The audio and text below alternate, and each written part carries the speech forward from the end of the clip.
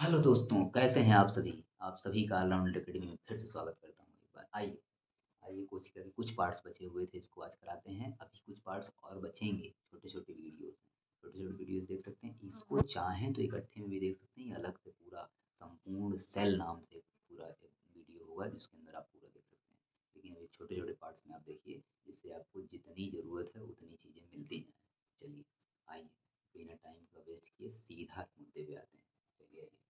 देखिए, इसके बाद हमने अभी तक केंद्रक की बात कर ली थी, हमने अभी साइटोप्लाज्म की बात कर ली थी, उसके बाद मैंने भी कुछ टॉपिक बात कर ली थी, लेकिन अभी जो बचा हुआ था मोस्ट इम्पोर्टेंट टॉपिक, वो था लाइसोसोम। लाइसोसोम बहुत इम्पोर्टेंट है।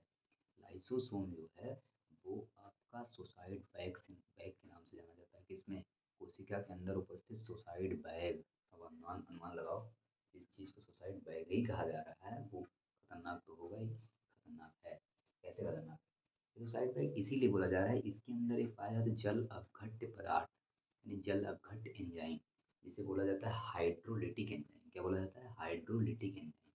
जो हाइड्रोलिटिक एंजाइम है, हाइड्रोलिटिक के नाम से नहीं सुना है? हाइड्रोलिटिक, हाइड्रो मतलब होता है जल, लिटिक मतलब होता है जो नष्ट कर देता है, जो छिड़काव करने पे जो खत्म कर देता है चीज़ों को। तो हाइड्रोलिटिक एंजाइम है ये, नष्ट करने वाला जल है ये क्या कर देता है? इस जल को क्या करता है? चारों साइड छिड़क करके अपने आसपास की कोशिकाओं को या अपने अंदर इस कोशिका में उपस्थित जितने भी अन्य कोशिकांग हैं उनको क्या कर देता है? नष्ट कर देता है। अब ये कैसे करता है? मान लीजिए उस कोशिका के अंदर कुछ अंग काम करना बंद कर दिए, कुछ अंगों का काम खत्म हो चुका, समाप्त हो चुका, भाई उन्होंने अपना काम बंद कर दिया है। तो अब क्या करेगा? इनको तो समाप्त करना है ना, वो जो समाप्त हो गया तो उसकी जगह खाली है, उसको अब पूरा साफ करके उसकी जगह पे नया उगना है। तो इसीलिए इसको क्या बोला जाता है?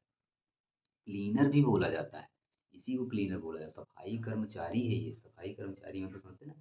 क्लीनर भी है ये। दूसरी सबसे ज़्यादा इम्पोर्टेंट इसमें क्या है पता है? एक और इम्पोर्टेंट बात है कि इसको परमाणु बम भी बोलते हैं। क्या बोलते हैं? परमाणु बम। देखो, BOMB बम नहीं पढ़ा जाता है, BOMB बम पढ़ा जाता है।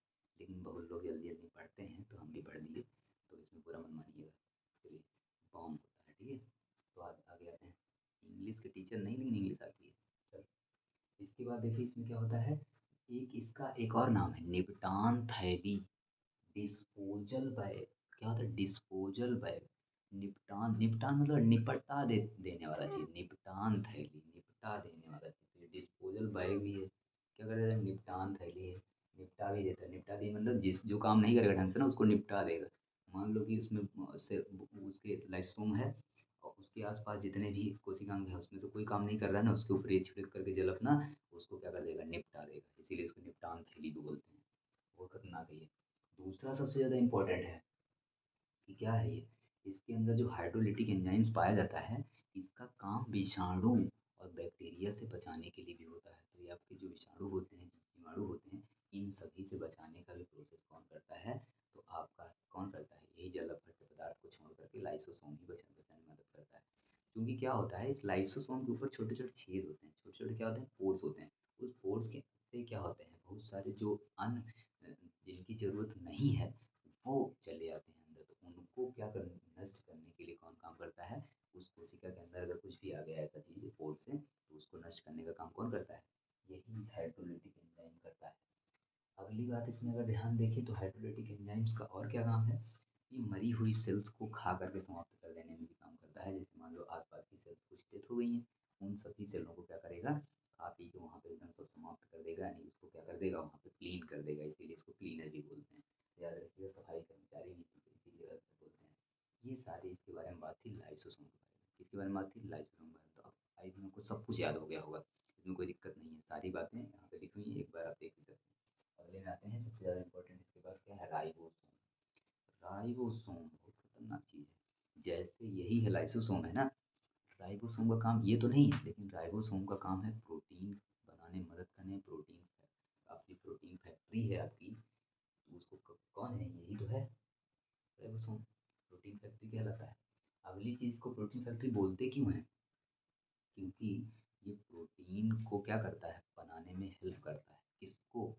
प्रोटीन खुद भी बनाता है और इसके अगल-बगल जो एंडोप्लाज्मिक रेटिकुलम है वहीं पे चिपका रहता है। किस पर? स्मूथ वाले पे कि रफ वाले पे? रफ वाले पे। अरे इसी के चिपकने के कारण तो वो रफ है, यानी क्या है, खुरदुरा इसीलिए तो है, तो खुरदुरा यानी रफ, इसीलिए वो एंडोप्लाज्मिक रेटिकुलम इसी कारण से हो रहा है। अगली बात करें अगर इसके अंदर, तो आपको देखना होगा कि राइबोसोम को खोजा किसने था, तो 1955 में इसको जॉर्ज एमिल पलाडे ने खोजा था। किसने खोजा था? George Emil Palade. इसीलिए वो पलाड ने खोजा था इसको, तो उन्होंने अपना नाम ही दे दिया पार्ट कॉर्पसूडरस। यानी इसका जो कॉर्पसूडरस नाम है, ये जो नाम है ना, इस नाम को भी देने वाला कौन है? यही है। लेकिन आपसे पूछा जाएगा राइबोसोम नाम किसने दिया, तो आप याद रखना है रिचर्ड बी रॉबर्ट ने दिया। किसको? राइबोसोम इसका नाम दिया। इसका राइबोसोम नाम थोड़ी नहीं दिया था इन्होंने, इन्होंने दिया था इसका नाम क्या, अपने ही नाम से इन्होंने बना दिया था, पलाड कॉर्पसूडरस, अपने नाम से बना दिया।